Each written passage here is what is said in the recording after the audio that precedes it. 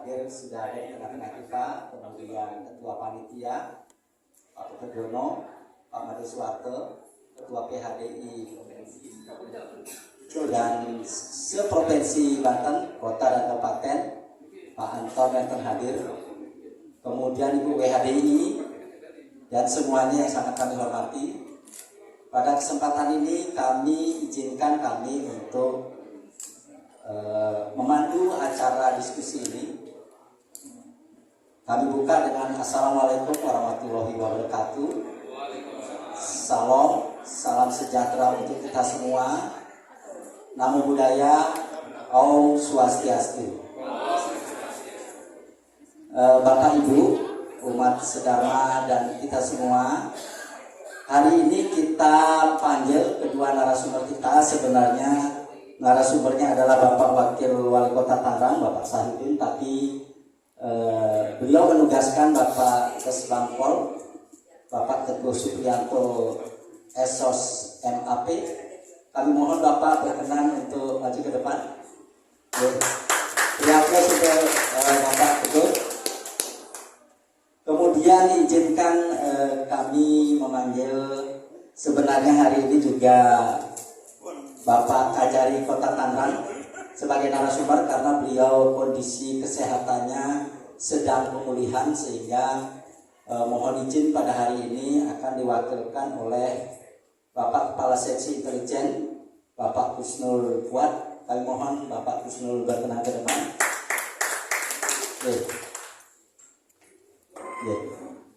Di sini. Biar gampang melihat itu, Pak. Narasumber. Bapak Ibu, umat sedharma, kita di Indonesia perlu keteraturan. Maka ini menarik bagi kita karena kami mendapatkan tugas dari panitia untuk memandu acara ini, bahwa panitia memiliki 3 program parahyangan urusannya dengan kegiatan ritual keagamaan, Pak Teguh dan Pak Fuad. Nah, kemudian program Pawongan kemanusiaan, tadi sudah ada program Dana Punya atau bantuan pelayanan sosial kepada panti jompo, anak yatim dan disabilitas. Dan hari ini kita juga bicara tentang kemanusiaan melalui nilai-nilai sentuhan pluralisme. Mudah-mudahan kita semua bisa mengikuti dengan baik. Bapak Ibu, kami mengutip dan pasti Bapak Kesbangpol dan Bapak Kasih Intelijen paham tentang ini. Kami mengutip, kami mencoba mengambil di Bappenas.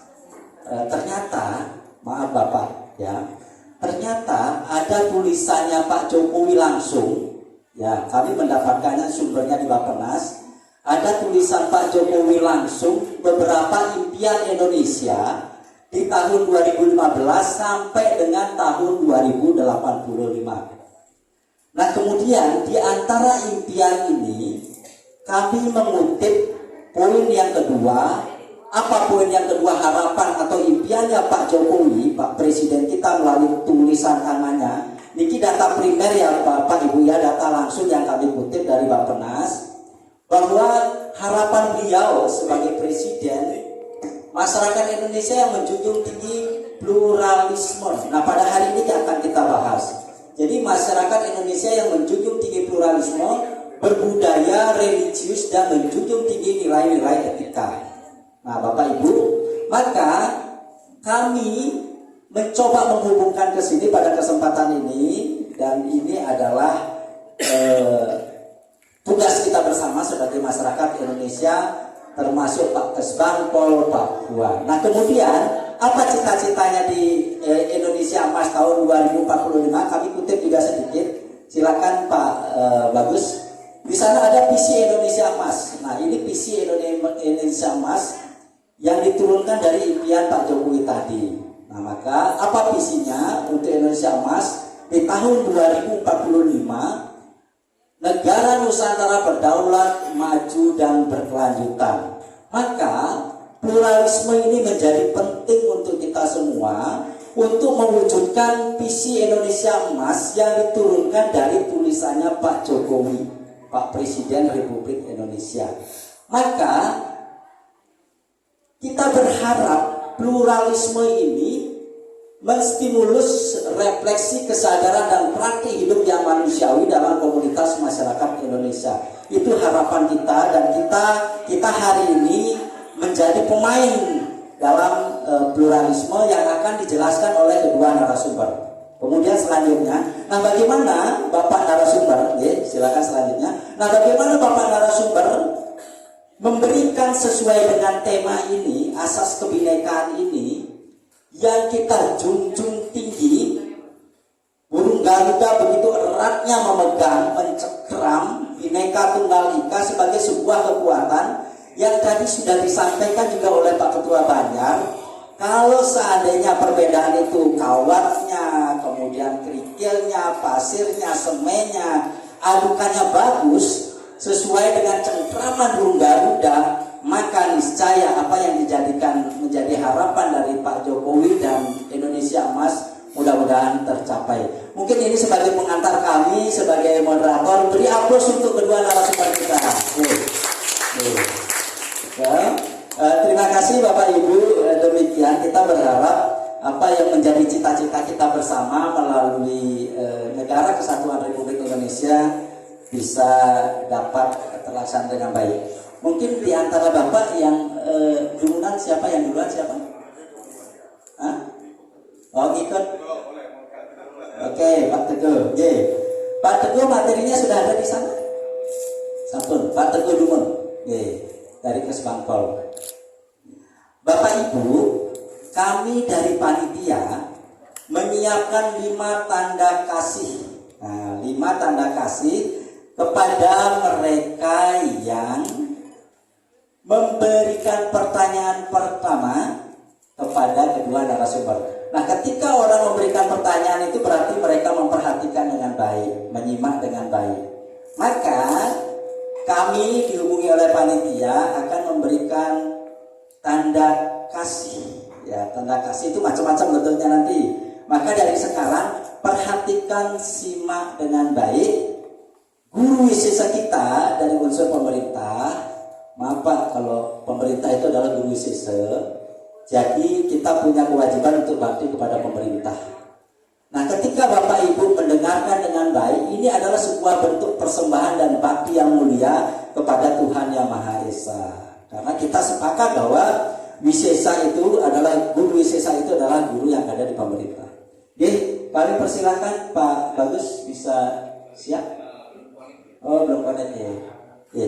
Mungkin itu yang sambil berjalan itu yang dapat disampaikan, mungkin Pak Teguh bisa sambil ya. Kami persilakan Pak Teguh. Beliau adalah Kesbangpol Kota Tangerang. Kasih tepuk tangan untuk Pak Teguh.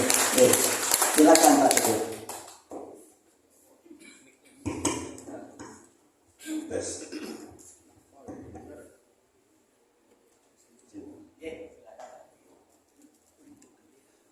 Baik, terima kasih. Assalamualaikum warahmatullahi wabarakatuh. Waalaikumsalam. Om Swastiastu. Namo Buddhaya, salam kebajikan. Ini mohon izin nanti kalau mungkin ada yang nggak disebut karena memang bukan nggak sayang, karena memang belum kenal semua dulu. Yang saya hormati tentunya panitia penyelenggara Puja Wali yang ke-60, Bapak Ketut tadi benar sudah ngobrol juga Pak. Iya. Yang saya hormati Bapak Jero Mangku ya. Jero Mangku Agung. Jero Mangku Agung. Salam hormat Pak. Yang saya hormati juga Bapak Gusti Made Arte, dan mohon maaf ini mungkin saya belum hafal satu-satu ya, dan seluruh peserta atau yang hadir di kesempatan Puja Wali yang ke-60 dan saat ini masuk di Dharma Tula ya Pak ya. Dharma itu kalau seminar ya, kalau saya tanya-tanya Dharma itu metode untuk berdiskusi katanya. Itu. Dan tentunya yang saya hormati Bapak Kajari yang dalam kesempatan ini diwakili oleh Bapak Kasih Intel, Bapak Husnul Fuad. Beliau tidak asing buat saya karena memang senantiasa saya banyak berdiskusi dan banyak konsultasi dan banyak berguru pada beliau. Bapak Ibu sekalian, saya pikir tadi dengan sudah disampaikan oleh Pak Wakil dan beliau hadir langsung sini sudah selesai saya udah langsung pulang. Tapi rupanya tetap harus siap saya siap. Ya, namun di kesempatan ini saya dari Kesbangpol Pol tidak ada maksud untuk menggurui, mengajari, tapi saya pikir bahwa ini adalah media ini sebagai pengingat kita bersama. Karena saya yakin bapak-bapak atau ibu-ibu yang ada di sini adalah orang yang lebih memahami daripada apa yang nanti saya sampaikan dan lebih mengerti daripada apa yang nanti mungkin kita diskusikan. Gitu. Jadi intinya di sini adalah mungkin nanti depan adalah komitmen kita dalam bernegara yang telah dibangun oleh pendahulu-pendahulu kita. Di sini tema yang diambil asas kebinekaan dalam pluralisme. Mohon maaf, lidahnya agak gedal-gedal dikit. Ya, pluralisme itu sendiri kalau merujuk pada definisinya itu merupakan kondisi sosial dan budaya di mana keragaman dari kelompok, suku, agama, budaya, dan pandangan itu berdampingan dalam satu wilayah. Kita tahu bahwa pendahulu kita dalam membangun republik ini, dalam membangun negara ini, tidak dibangun oleh satu kelompok, oleh satu entitas, oleh satu suku, atau oleh satu agama. Tapi menjadi komitmen bersama oleh pendahulu-pendahulu kita, dari Sabang sampai Merauke, di mana ada 17.000 pulau di situ dan situ banyak suku dan bahasa sendiri, ada 17.000 sekian bahasa, dan tentunya perlu komitmen bersama, kesepakatan bersama dalam membangun kebinekaan itu. Maka di lambang Garuda Pancasila, di burung Garuda itu, di perisainya di situ terpampang ada bintang, ada padi dan kapas, ada juga di situ ranting, ada di situ pohon beringin, ada di situ banteng. Itu semua melambangkan sila-sila dari yang ada dalam Pancasila.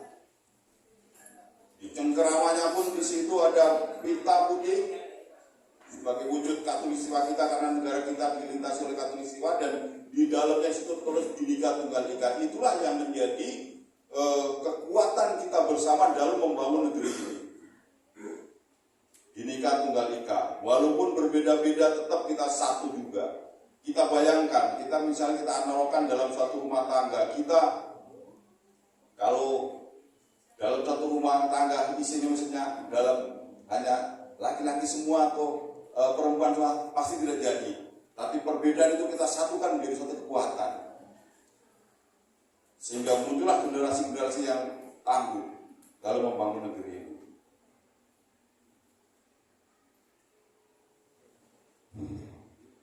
Indonesia ini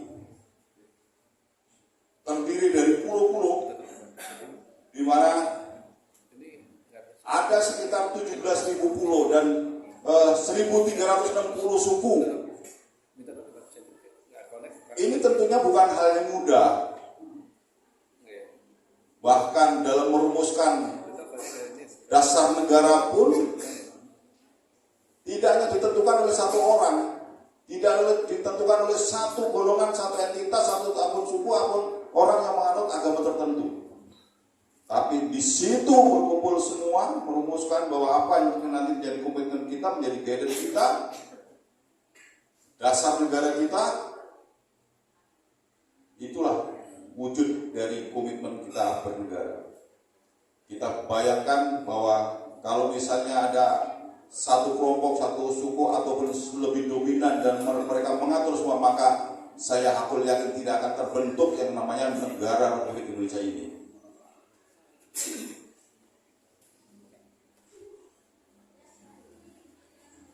Di dalam perisai Garuda, bintang itu untuk menunjukkan bahwa itu menunjukkan sila pertama dari Pancasila, ketuhanan yang Maha Esa. Artinya bahwa negara yang dibentuk ini juga mengakui ada Tuhan, adanya agama, kepercayaan.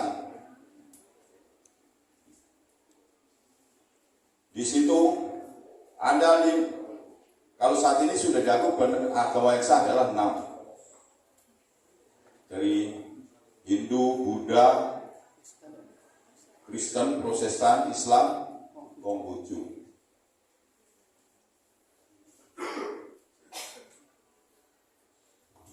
Dari gambaran secara makro, apa yang sudah terbentuk oleh pendahulu-pendahulu kita, nah hari ini kita ada di kota Tangerang. Tentunya keberadaan kita, di mana pepatah mengatakan, di mana bumi dibuka, di situ langit dijunjung. Maka menjadi komitmen kita bersama. Kalau tadi disampaikan, tadi saya mau ngobrol sama Pak Gusti Arte. Nah, kata Pak Gusti Arte, kita itu ada catur guru, Pak. Yang pertama itu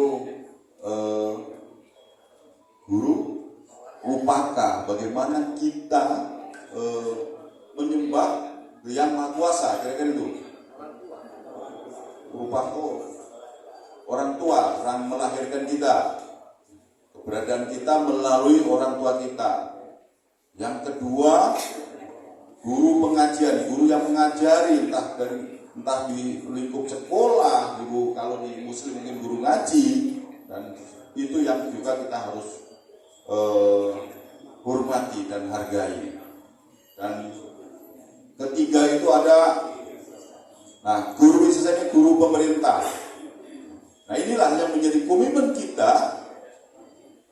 Kita ada di kota Tangerang, dan pemerintah dalam menyelenggarakan pemerintahan tidak akan mengkapling-kapling, mengklasifikasikan, oh ini menjadi prioritas, oh ini yang menjadi nanti diutamakan. Tidak, semuanya kebijakan yang dilakukan pemerintah, kebijakan yang harus dijalankan oleh kita semua dan untuk dipatuhi oleh kita semua dan dilaksanakan untuk kita semua. Jadi guru WSSA adalah bagaimana kita sebagai warga negara, dan dalam kesempatan ini adalah sebagai warga kota Tangerang menjadi warga negara yang baik, mendukung apa yang program-program pemerintah untuk bisa dilaksanakan sesuai program-program maupun kebijakan yang telah diciptakan. Inilah yang menjadi komitmen kita. Dan di kota Tangerang alhamdulillah dengan luas wilayahnya yang 164 sekian kilometer persegi, dengan penduduknya sekarang sekitar 1.911.000 sekian.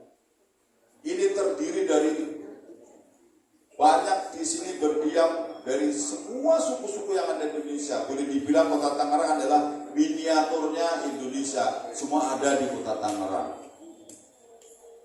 Entah itu suku Batak, Bali, Minangkabau, dari Sunda, Jawa, termasuk mungkin Papua, gitu. Jadi semua ada di sini dengan segala kebinekaannya, kesukuannya. Nah ini semua harus dirangkul semua. Tidak boleh ada satu yang mendominasi, tidak boleh ada satu yang merasa lebih kuat dan harus diprioritaskan, tidak ada.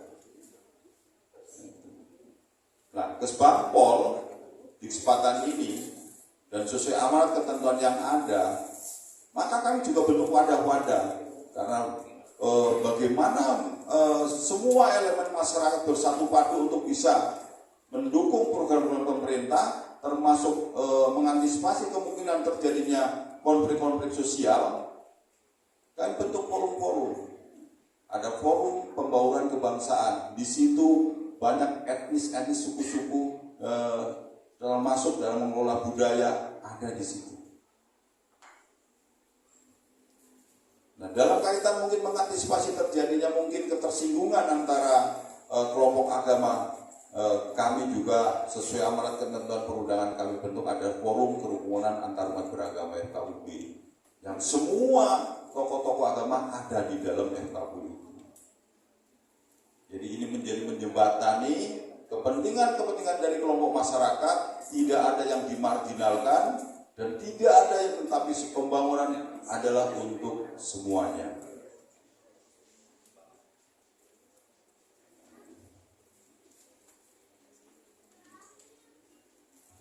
Kalau berbicara kebangsaan, kita sepakat bahwa apa yang menjadi komitmen dari pendiri-pendiri Republik ini, tokoh-tokoh pendiri atau yang mendahului kita, bahwa apa yang dikatakan ada peribahasa bersatu kita teguh kalau kita bercerita untuk makan, dan kalau tidak ada komitmen untuk menyatukan semua unsur yang ada di situ, bisa diyakini Indonesia ini mungkin tidak akan sampai hari ini.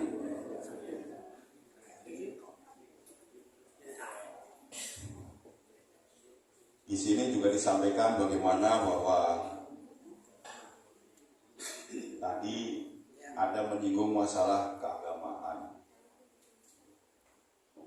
bahwa negara kebangsaan yang berketuhanan, bahwa Indonesia itu nggak mungkin menjadi negara sekuler, di mana negara sekuler itu dia itu jadi membebaskan masyarakatnya, dia mau beragama mau tidak beragama, itulah sekuler. Dan Indonesia nggak mungkin seperti itu, dan itu bertentangan dengan sila pertama ketuhanan yang Maha Esa. Oleh karenanya bisa dibayangkan bahwa kalau orang yang nggak berketuhanan, orang yang nggak meyakini dari Tuhan, orang yang nggak beragama, kita nggak tahu apa yang akan terjadi di lingkungan masyarakat. Karena agama mengajarkan semua kebaikan, termasuk ada hal-hal yang dilarang dan dihindari dalam roda kehidupan ini, termasuk dalam bersosialisasi dengan masyarakat. Dan sangat beruntung bahwa kita punya Pancasila. Itulah yang mempersatukan kita semua.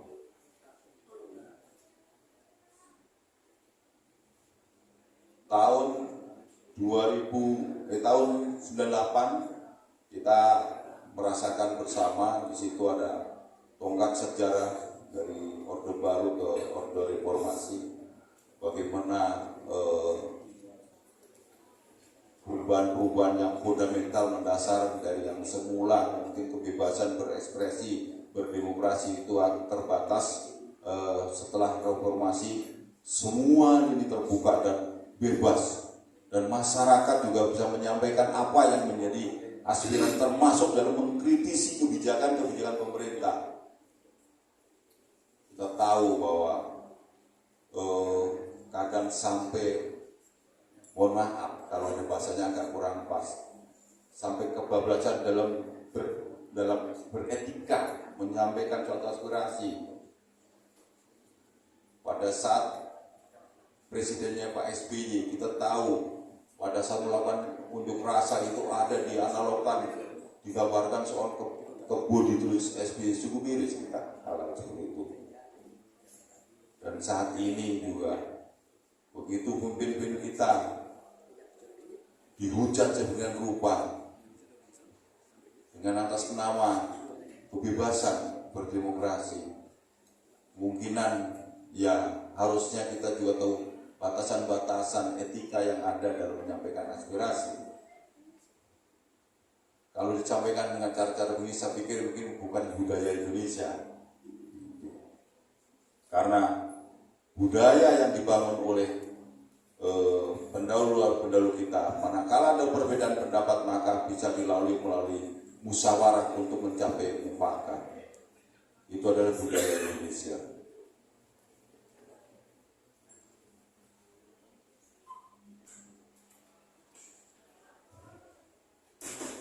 Saat ini perubahan atau pola hidup masyarakat itu sudah memasuki tahapan-tahapan yang memang siapapun itu, dunia ini sudah serasa dalam genggamannya. Jadi teknologi yang begitu berkembang pesat, dan perkembangan ini pula yang mungkin harus menjadi perhatian kita bersama, kecermatan kita bersama. Karena terlebih saat ini sudah memasuki ini tahun politik. Apapun dan siapapun berpikir orang yang mempunyai tujuan politik tertentu, bagaimana caranya bisa menggolkan apa yang menjadi tujuannya. Makanya banyak hal yang harus kita perhatikan. Kebenaran dari informasi yang ada di media sosial itu belum tentu apa yang disampaikan itu benar adanya. Ambil terakhir, yang mungkin di lingkup kota Tangerang ini ada beberapa berita yang viral. Salah satunya adalah dinas sosial. Kami persilakan. Ya, silakan. Waalaikumsalam.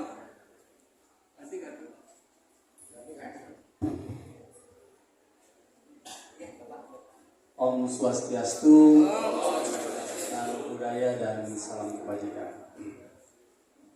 Yang terhormat Ketua PHD Provinsi dan komunitas ibu-ibu PHD juga ada kan ya. Yang rasa hormat dan mohon maaf kalau misalnya tidak saya sebutkan satu persatu. Yang selanjutnya yang terhormat Kesbangpol Kota Tangerang, yang terhormat Ketua Panitia Pak Jero Mangku, Ketua Banjar dan Forum FKUB. Langsung aja, pertama sebelum saya menyampaikan materi, saya menyampaikan permohonan maaf dari Pak Kajari. Sebenarnya beliau pengen hadir karena kondisi kesehatan beliau yang beliau akhirnya terpaksa untuk mewakilkan acara ini ke saya secara langsung.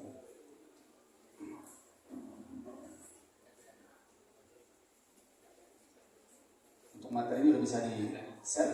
Oh, bisa kan? Mas Yusnul Fuad, Pak. Mas Yusnul Fuad, saya lahir orang Serang, Pak. Saya orang Serang, terus untuk Bali saya bukan sesuatu yang asing. Kenapa saya gak asing? Karena saya dinas di Bali, Pak. Saya pernah dinas di Bali, saya sempat dinas di Gianyar kurang lebih 3 tahun. Maka minimal kabupaten-kabupatennya saya masih hafal lah kalau Bali. Kalau Banjarnya mungkin nggak hafal ya, karena banyak Pak. Dan kebetulan saya Pak ketemu dengan Pak Kajari ini pada saat beliau menjadi Kasih Intel Pak. Beliau masih menjabat selaku Kasih Intel. Dan saya paham betul karakter beliau pada saat beliau masih menjabat Kasih Intel. Setelah itu saya pindah jadi jaksa di NTT Pak. Dan di NTT ketemu orang Bali lagi. Karena apa? Karena pasangan saya beraplikasi khusus Kasih Intel orang Bali Pak. Itu termasuk kepala dinas di SOE itu rata-rata orang Bali Pak. Ada beberapa kepala dinas yang memang ada sekitar 7 kepala dinas yang memang orang Bali. Nanti tahu. Jadi selama saya kenal dengan Pak Kajari, saya memang agak direpotkan dengan beliau itu apa? Karena beliau ini terlalu toleran Pak. Ada satu pelajaran yang saya lihat dari beliau di tempat manapun itu pasti udah dianggap kayak keluarga Pak. di Soe ada satu anak dinas sampai dibawa Pak ke Bali. Setelah dilepas, pada saat yang bersangkutan sudah mendapatkan kerja, sudah menikah, baru dilepas oleh beliau. Itu ada pelajaran yang saya pelajari dari sikap tindak beliau seperti itu. Bahkan kalau saya sempat lelah tuh, Pak, ngapain yang kayak begini-begini diurusin? Saya bilang gitu kan. Ada istilah begini Pak, beliau sampai menyampaikan ke saya. Saat kamu berbuat baik terhadap orang lain, maka orang gak bertanya siapa agamamu, sukumu apa, terus asalmu dari mana. Karena yang namanya sikap baik itu memang harus dimiliki oleh setiap manusia. Karena pada dasarnya semua orang itu dilahirkan untuk berbuat baik. Ini kata-kata beliau Pak, yang betul-betul saya pegang Pak. Gitu. Lanjut Pak. Nah ini kalau sekilas penanganan perkara, saya lamanya kasih pitsus Pak. Jadi selama ini jadi kasih intel. Nah, sebagai penjelasan sebelum saya memaparkan materi tentang kebinekaan dalam masyarakat yang pluralisme, mungkin Pak Ketut Jono ditanyain kenapa orang kejaksaan yang harus isi materi. Nah, inilah nanti akan saya ulas. Saya ulas dulu tentang kejaksaan. Lanjut Om. Ini Pak. Nanti saya akan korelasikan kenapa perlunya pemahaman tentang pluralisme dengan kaitannya dengan tugas wewenang kejaksaan. Di sini ada. Nah, kejaksaan ini Pak, lembaga pemerintah yang melakukan kekuasaan negara di bidang penuntutan serta kewenangan lain berdasarkan Undang-Undang Kejaksaan, dan kejaksaan memegang peran penuh dalam bidang penuntutan. Kalau istilah orang Singarajanya ini asas dominus litis katanya Pak. Kalau Singarajanya seperti itu. Oke lanjut Om. Ini. Lalu apa sih tugas jaksa itu kalau di bidang penuntutan? Nah ini Pak, kalau di pengadilan itu disebutnya jaksa penuntut umum. Yang mana jaksa penuntut umum itu adalah jaksa yang diberi wewenang oleh undang-undang untuk melakukan penuntutan dan melaksanakan penetapan hakim. 3 kali lipat, karena sejak penyidik polisi dalam perkara pidana umum mengeluarkan surat perintah penyelidikan, kita sudah mulai bekerja Pak. Dan kebetulan Kajari orang Bali, beliau sudah menunjuk nih, ini jaksa yang nanganinya. Termasuk berkas yang dikirim sudah lengkap atau belum, itu kita sudah mulai bekerja. Setelah ada istilah berkas itu P21 dinyatakan lengkap, maka beralihlah tugas kewenangan penahanan dan barang bukti serta tersangkanya itu ada di kejaksaan untuk dipersiapkan surat dakwaan lalu dilimpahkan ke pengadilan. Jadi kami kerja sudah 3 kali Pak. Penyidikan berkas, penuntut, mengeksekusi juga Pak. Itulah kewenangan. Lanjut Pak. Nah ini struktur di kejaksaan Pak. Struktur di kejaksaan itu dipimpin oleh Kajari Pak. Yang kedua ada langsung kepala seksi, ada kepala seksi intelijen, kepala seksi tindak pidana khusus, kepala seksi perdata dan transaksi negara, kepala seksi tindak pidana umum, kasih barang bukti, dan kepala sub bagian pembinaan. Nah, alhamdulillah untuk Kota Tangerang, Kejaksaan Negeri Kota Tangerang dalam kurun waktu 5 tahun terakhir sudah dipimpin oleh orang Bali Pak, 2 kali. Pertama Pak Ketut Wirajana, terus sempat diisi oleh Pak Erik, sekarang oleh Pak Ketut Mahagung. Artinya semua itu orang Bali Pak, 2 orang. Ketut terus Pak. Tapi yang pertama atau orang keempat, itu pilihannya Ketutnya nih. Oke lanjut Pak. Nah ini korelasinya.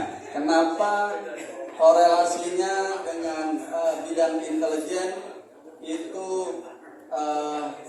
kenapa Pak Ketut Jono sampai menghadirkan kejaksaan dalam kegiatan ini? Karena apa? Inilah tugas wewenang intelijen itu Pak. Jadi tugas kewenangan saya itu melakukan kegiatan intelijen penyelidikan, pengamanan dan penggalangan untuk melakukan pencegahan tindak pidana guna mendukung penegakan hukum baik preventif maupun represif di bidang ideologi. Nah, salah satu ini ideologi, politik, ekonomi, keuangan, sosial dan budaya, serta pertahanan dan keamanan. Itu ruang lingkupnya luas sekali Pak. Dan saya diberikan kewenangan Pak untuk mencegah seseorang untuk masuk maupun keluar dari negara kesatuan Republik Indonesia Pak. Jadi kalau ada yang nakal-nakal kayak Pak Sutyono nanti nakal bisa saya tangkal ya. Itu kewenangan lain yang diberikan oleh kejaksaan. Itu korelasinya Pak. Nah disinilah bahwa kenapa kejaksaan, kenapa kata Pak Kesbangpol Pak Teguh tadi disampaikan bahwa kami ini selalu bersama karena korelasi kami masih sama ruang lingkupnya. Maka kami masuk dalam Kominda ya, Komunitas Intelijen Daerah. Inilah saling kerjasama kami, saling berkoordinasi bagaimana kita menjaga ketertiban, keamanan dan kerukunan. Dan alhamdulillah saya bersyukur ini ketika Pak Jono dan teman-teman dari Pura sudah melaksanakan kegiatan untuk sosialisasi tentang bagaimana asas kebinekaan dalam masyarakat yang pluralisme. Dan itu merupakan bagian dari tugas dan kinerja kami berdua ini antara Kesbangpol dengan intelijen Kejaksaan Negeri Kota Tangerang di situ. Dan kegiatan-kegiatan ini merupakan bagian dari upaya pencegahan terhadap kemungkinan-kemungkinan terjadinya apa? Terjadinya dampak-dampak ataupun kegiatan-kegiatan yang berpengaruh terhadap kebinekaan dan persatuan-kesatuan bangsa kita Pak. Lanjut Pak. Saya nggak bakal mengulas materi terlalu banyak Pak, karena Pak Teguh sudah kena korban intelijen. Karena keuntungan yang kedua itu hanya melengkapi, tidak harus dikerjakan dari awal. Itu Pak. Jadi udah kalah strategi saya Pak. Makanya pas MC nanya siapa duluan, biar Pak Teguh aja duluan. Biar kita yang melengkapi aja. Karena ini waktunya sangat terbatas ya Pak, kedua narasumber, mungkin kita batasi tiga penanya saja ya. Pak Ketut Jono, kita sepakat begitu ya Pak Ketut? Ya, karena ini kasihan udah jam 12, jam 12:10, kita batasi 3 penanya izin Pak Ketua banyak. Oke, nah maka 3 penanya ini sesuai dengan janji kami yang dibisiki oleh panitia mendapatkan tanda kasih dari Pak Ketut Jono. Kami buka pertanyaannya. Yang pertama, sini 1, karena Riki ada Pak Made Purnawan 1 perwakilan. Dari Serang ada 1 mewakili, ya, satu mewakili. Dari Tangsel 1, silakan. Siapa teman Pak Made? Nama jelas, pertanyaannya jelas ya. Ya, terima kasih atas kesempatan yang diberikan kepada saya. Sebelumnya, Om Swastiastu. Terima kasih Pak Kajari, Pak Kesbangpol sudah hadir pada kegiatan hari ini. Nama saya Imade Purnawan, perwakilan dari Banjar Tangerang. Yang saya ingin tanyakan kepada kedua narasumber terkait dengan masyarakat pluralisme khususnya di daerah Kota Tangerang maupun di Tangerang Raya lah ya secara khususnya. Bapak seperti ini, bagaimana sikap Bapak ataupun saran dari kedua narasumber jika di lingkungan kita masih ada yang, maaf sekali saya bilang, menolak adanya persembahyangan ataupun menolak suatu rumah ibadah yang terjadi saat ini. Sedangkan kita tahu bahwa dasar-dasar Pancasila maupun di negara ini menjunjung tinggi tentang kebinekaan maupun beribadah ya, tentang beribadah. Itu saja Pak pertanyaan dari saya, saran dari kedua narasumber seperti apa. Terima kasih. Bisa Tangerang Kota, kemudian Bapak di Serang. Tempat kelahiran Bapak. Kemudian ada dari Tangerang Selatan, Pak Anton. Silakan. Baik, terima kasih kesempatan yang diberikan. Jadi hari ini pertanyaan saya berikan kepada Pak Teguh dari Kesbangpol. Karena saya takut dengan Pak Tuhan kita sama-sama dari sana, saya kita Pak Teguh dari materinya luar biasa Pak. Saya terbetik satu yang Bapak tadi mungkin tetap concern, tapi saya concern karena Pancasila merupakan personal dan merupakan titik temu paham kebangsaan dan paham keagamaan. Tolong Pak penampilannya Bapak berikan kepada kami terkait dengan asas kebinekaan dalam durasi yang Bapak Teguh. Jadi terima kasih. Mudah-mudahan bisa dijelaskan dengan baik dan kita bisa menerima dengan baik itulah apa yang Bapak sampaikan. Terima kasih. Om Santi. Nama saya Anton, tapi lebih tepatnya Ketut, Pak. Jadi Ketut saya ini.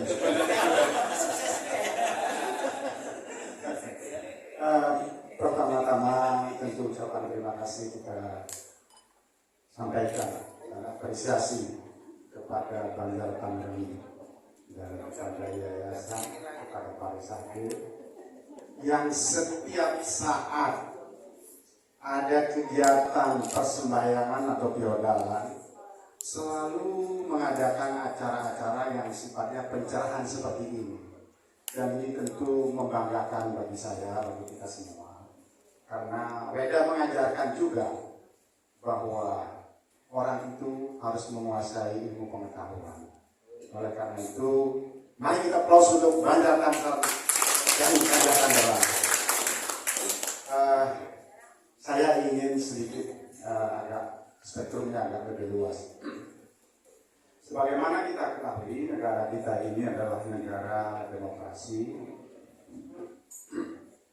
yang warganya sangat beragam. Sebagaimana tema kita, asas kebinekaan dan pluralisme. Kebinekaan, keragaman dengan segala bentuk dan wujudnya. Jadi bangsa kita ini agama, bahasa, suku, dan seterusnya berbeda satu dengan yang lain. Nah, mestinya kita sebagai umat beragama mensyukuri keragaman ini karena ini datangnya dari Tuhan. Oleh karena itu wajib bagi kita untuk menjaga, memelihara, dan menumbuh kembangkan kebinekaan ini sesuai dengan bapak-bapak para narasumber sudah sampaikan tadi. Jadi kita mendapat pencerahan. Nah, dalam konteks negara hukum atau negara demokrasi, ketika di suatu tempat ada penduduk yang mayoritas dari agama tertentu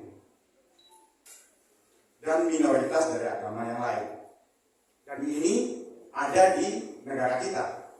Ujung paling barat, ujung paling timur sudah mencerminkan seperti itu. Ketika di suatu tempat ada satu golongan yang mayoritas, secara demokratis mereka bisa menentukan arah pembangunan, membuat aturan-aturan pemerintahan yang berlaku di tempatnya. Sabar Pak.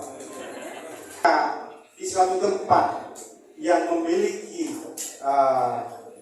penduduk mayoritas dari kelompok tertentu, mereka bisa mengatur, bisa menentukan arah pembangunan bahkan perdanya sesuai dengan apa yang diinginkan oleh mayoritas. Nah, menurut saya ini menjadi jebakan demokratis. Dia demokratis, mayoritas, tetapi dengan keputusan atau kebijakan yang dibuat oleh suatu daerah yang menguntungkan kelompok mayoritas, sehingga warga yang minoritas menjadi sulit. Nah, dalam perspektif keadilan atau hukum, bagaimana Bapak melihat ini? Selanjutnya, di dalam membangun rumah ibadah, kita mengetahui bahwa aturan utamanya itu adalah di PPN nomor 89 tahun 16 dari peraturan yang dikeluarkan oleh Menteri Agama dan Menteri Dalam Negeri. Di sana disyaratkan 90 pengguna dengan KTP, bukti KTP, dan 60 orang persetujuan dari lingkungan terdekat. Itu juga dengan bukti KTP. Saya melihat di sini kurang fair. Sebab kita sebagai orang tua menanamkan nilai-nilai agama kepada anak-anak kita sejak dini. Bahkan beribadah ke pura, ke masjid, ke gereja, kita tanamkan anak itu.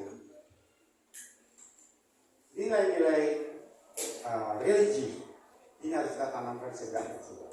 Nah, kaitannya dengan izin tadi yang ber-KTP, seakan-akan anak kita nggak butuh rumah ibadah karena belum punya KTP. Ini sering saya sampaikan kepada beberapa pihak, tolong dirubah itu. Karena anak kecil juga perlu rumah ibadah. Belajar ngaji kita ke masjid, anak-anak kumpul. Begitu juga agama yang lain, sekolah itu dan seterusnya, seperti kami juga. Nah, dalam perspektif negara yang tadi sudah disampaikan Bapak dan Bapak Badan Keslapo dan Pak Jaksa, bahwa kewajiban negara juga harus menjamin apa yang menjadi kebutuhan dari warganya. Nah, dalam beragama kan ada 3 aspek teologinya, aspek hubungan sesama manusia, dan aspek ibadahnya. Ini yang perlu dimanfaatkan. Nah, ketika syarat-syarat itu bisa dimanfaatkan oleh orang yang tidak bertanggung jawab, dalam kehidupan ini pasti ada pro kontra, pasti itu. Pasti. Kalau kami bilang Robinide, Pak. Robinide, dualisme. Ketika ada yang setuju, pasti ada yang setuju. Sekarang tinggal bagaimana kita menyikapi perbedaan itu. Oleh karena itu, ketika ada orang yang tidak bertanggung jawab atau memanfaatkan kondisi ini, dia masuk kepada orang-orang yang tidak setuju. Yang tadi sudah disampaikan Pak Made ya? Pak Made tadi. Nah, bagaimana pemerintah khususnya dalam keadilan dan dalam hal ini juga Bapak Kensbakpol sebagai wakil negara yang wajib untuk memenuhi kebutuhan warganya. Saya rasa demikian dari saya. Terima kasih. Om Santi Sansedewo. Terima kasih Pak narasumber. Hampir apa oknum yang menolak? Iko Pak Made Purnawan, bagaimana sikap pemerintah? Kemudian yang kedua dari Bapak Wayan Ari, benang merah tentang asas pluralisme. Ya, benang merahnya seperti apa di dalam Pancasila? Kita dalam kehidupan berbangsa dan bernegara. Benang merahnya seperti apa? Kemudian yang terakhir Bapak Anton, Pak Ketut juga tentang mayoritas dan minoritas, sehingga mengakibatkan lahirnya teori dualisme. Kita berharap lahir teori dualitas ketika bicara tentang kebinekaan. Semua penting, semua saling melengkapi. Silakan Bapak.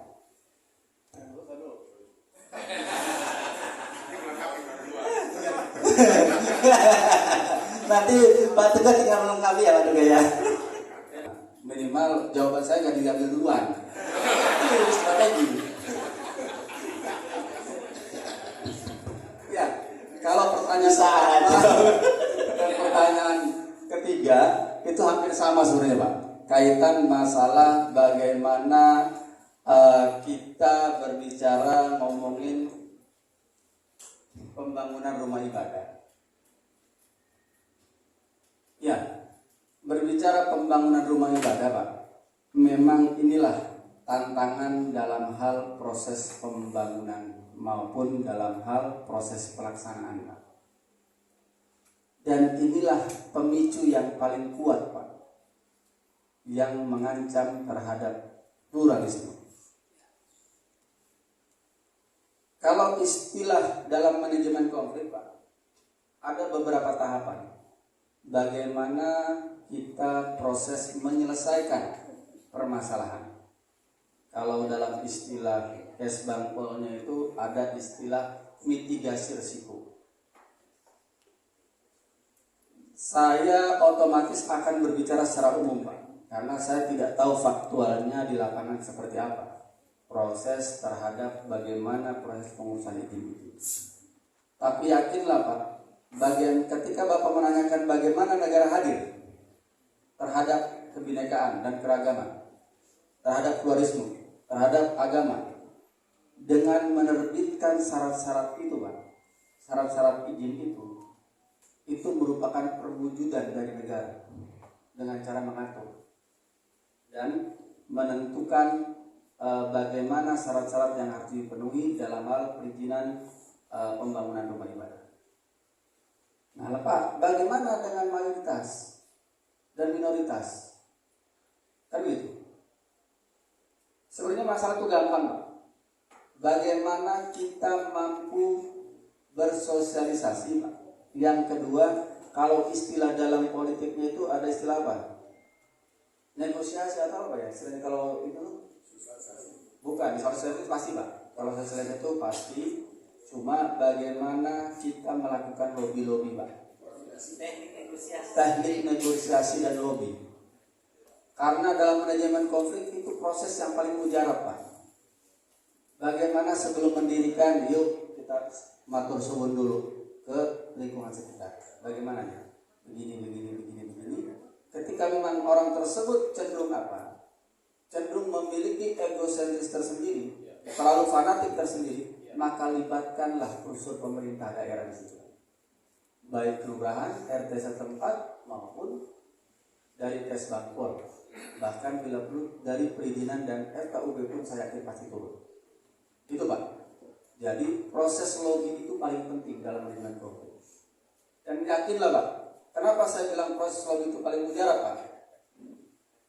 Paling mudah untuk menyelesaikan masalah, Pak. Nggak usah jangankan manusia, Pak. Saya lihat orang kesurupan, Pak, ditanya, Pak, dipegang kakinya, mau keluar nggak? Dari mana? Namanya siapa? Itu kan proses lobby, Pak. Maka saya masih beranggapan bahwa proses lobby dalam penyelesaian masalah itu adalah proses yang paling mujarab dalam penyelesaian konflik. Yang orang kesurupan aja ditanya, mau minum apa? Minum kopi? Minum air putih? Saya minum dulu. Hal yang biasa itu. Dan sebenarnya jawabannya udah Bapak ungkap sendiri. Dalam setiap perbedaan itu kita itu, Pak, tidak mungkin untuk bisa menyenangkan semua orang, Pak. Bapak tadi sudah sampaikan bahwa pasti dalam kehidupan kita itu ada yang pro dan ada yang kontra. Dan kita tidak mungkin, Pak, semua harus pro kita semua, Pak. Tidak mungkin itu. Tidak ada, kita tidak akan mampu kita membahagiakan, Pak, semua orang, Pak. Tapi bagaimana kita menyikapinya secara perlahan, Pak? Memberikan penjelasan, memberikan pemahaman. Itu, Pak. Itu pertanyaan pertama, dan yang kedua yang sama ya terkait pembangunan rumah ibadah.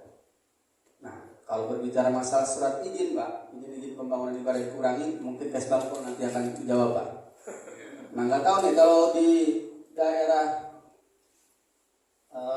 NTT, Sohe, ada sampai orang Bali jadi anggota dewan. Begitupun di Papua Barat Daya, itu ada, Pak. Nah, nggak tahu kalau di Kota Tangerang sudah sampai level itu atau belum? Belum ada yang mau maju, Pak. Mungkin disitulah mudah-mudahan dengan Pak Tudjono mengundang Pak Wali Kota ini akan mempengaruhi bagaimana proses dinamika pembangunan, perizinan dan syarat-syarat memang untuk diperlukan, Pak. Bagaimana pluralisme di Kota Tangerang, karena pluralisme di Kota Tangerang itu merupakan tujuan, Pak. Tadi disampaikan oleh Pak Teguh bahwa Kota Tangerang ini adalah Indonesia kecil. Miniaturnya Indonesia kecil di situ. Jadi mudah-mudahan dengan apa yang dilakukan oleh Pak Tudjono mengundang Pak Wali Kota ini merupakan bagian dari proses lobby yang dilakukan sejak dini, Pak. Bagaimana nanti pembangunan rumah ibadah tidak dipersulit, Bapak, minimal di situ. Tapi Bapak nggak usah khawatir, Pak. Karena kalau di Muslim itu ada istilah kalau sepanjang kita beribadah cukup jauh, Pak, setiap langkah kita itu pahala katanya, Pak. Semakin jauh semakin banyak pahalanya. Maka saya putar terus, Pak. Termasuk saya menuju ke sini pun kenapa saya nyasar itu merupakan bagian dari pahala saya, Pak. Ya. Keadilan itu bukan sama rata, Pak.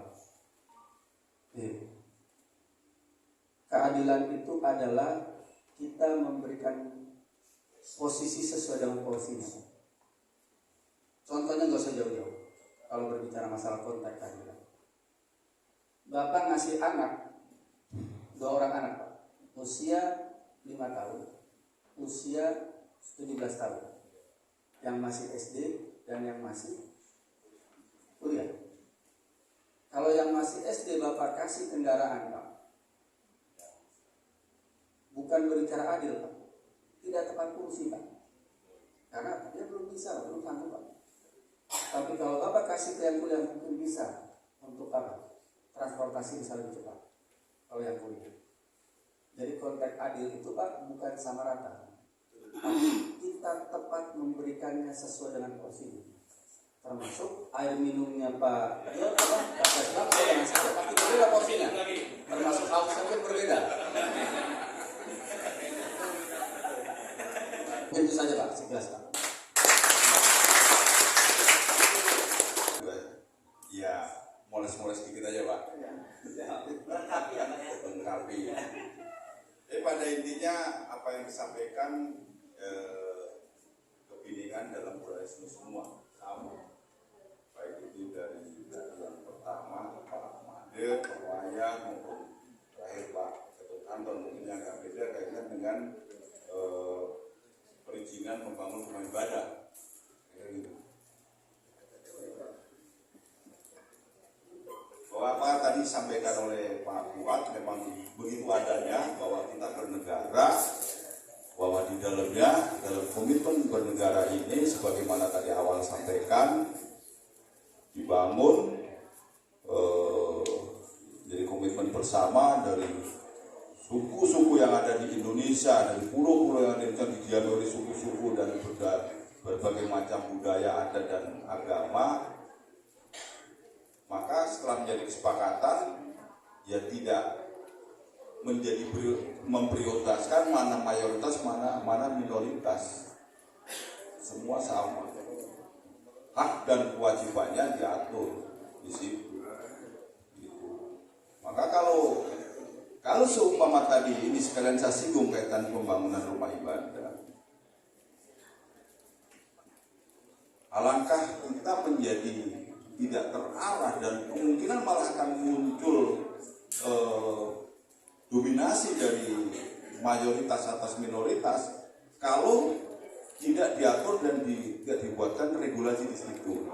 Nah, regulasi inilah yang menjadi guidance kita dalam menata kelola kehidupan bermasyarakat.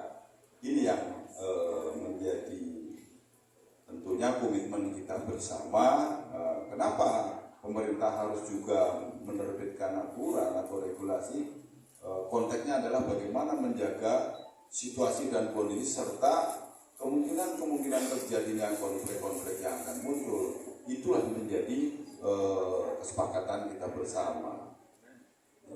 Kalau tadi disampaikan, kalau anak kecil belum ber-KTP atau ini, tapi regulasinya tentunya kalau KTP kan sudah disepakati bahwa mungkin 17 tahun ke atas ataupun mungkin yang sudah berumah tangga. Nah, kalau anak kecil adalah bagian dari itu yang menjadi kesepakatan kita tentunya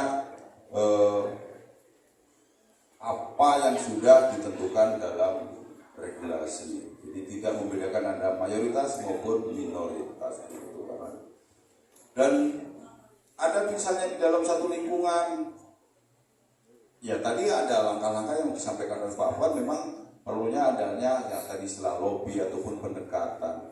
Kita juga, saya nggak bisa menolak kalau misalnya dalam lingkungan saya, tetangga rumah saya misalnya Pak Fuad atau mungkin Pak Ketut, saya nggak bisa milih dengan saya mau tinggal di lingkungan ini, tapi saya pengennya tetangga saya bukan Pak Fuad atau Pak Ketut, nggak bisa. Kalau teman saya bisa milih. Tapi itulah kenyataan fakta kehidupan yang kita jalani. Dan di dalam lingkungan itu berbagai macam ide gagasan termasuk kaitan dengan keyakinan budaya. Karena mereka datang dari komunitas yang berbeda, ada dalam satu tempat. Ya inilah yang kita bangun, ada istilah yang sebagaimana ada dalam kebinekaan kita untuk saling hormat menghormati. Satu sama lain dengan kesamanya siapapun itu. Itulah mungkin intinya garis besarnya yang saya sampaikan dalam kesempatan ini. Hal-hal lain mungkin kalau nanti kaitan mungkin materi minta sudah kami sampaikan kepada panitia, silakan nanti kalau diperlukan, dan bila mana dalam perjalanan nanti ada yang perlu dikomunikasikan ataupun didiskusikan dengan kami Kesbangpol, kami siap setiap saat, dan kami juga melalui kepanjangan tangan kami kami ada juga di FKUB, FKUB juga bagian dari FKUBD. Di sini Pak Made ya, Pak Made ada, Pak Nyoman ya, Pak Nyoman ada di ya, ada setiap saat, setiap ada rapat FKUB kami juga selalu ketemu. Barangkali itu, demikian. Terima kasih. Assalamualaikum warahmatullahi wabarakatuh. Om Swastiastu. Terima kasih Aplos, terima kasih sesuai dengan janji kami bahwa 3 penanya cukup dan sudah mewakili, maka kami sudah mendapatkan benang merahnya. Tetapi sebelum kita membacakan kesimpulan, kita berikan tanda kasih kepada penanya 3 orang. Pak Made Purnawan. Halo Pak Made. Pak Made, terima kasih Pak Made.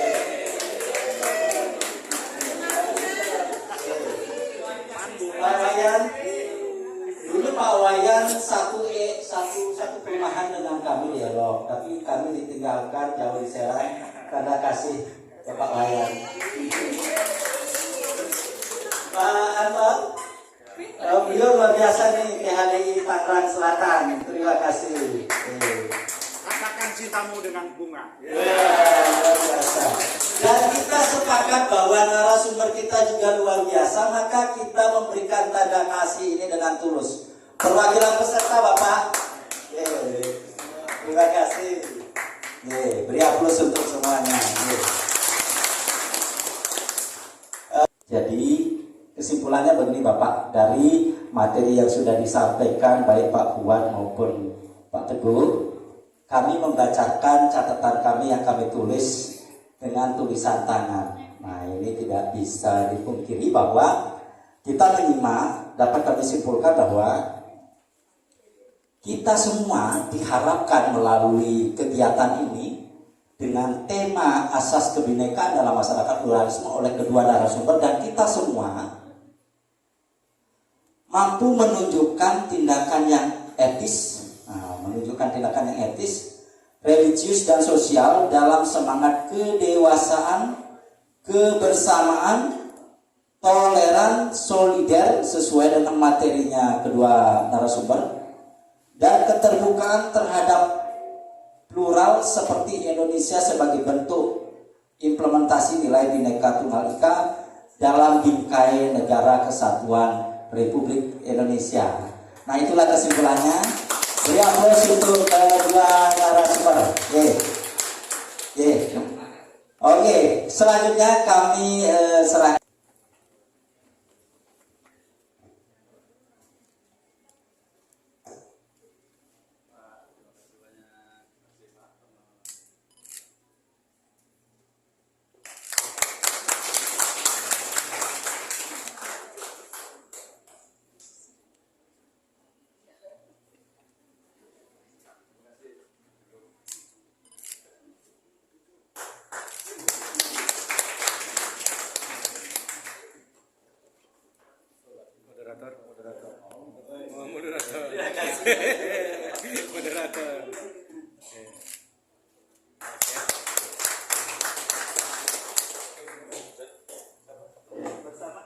Bersama dulu.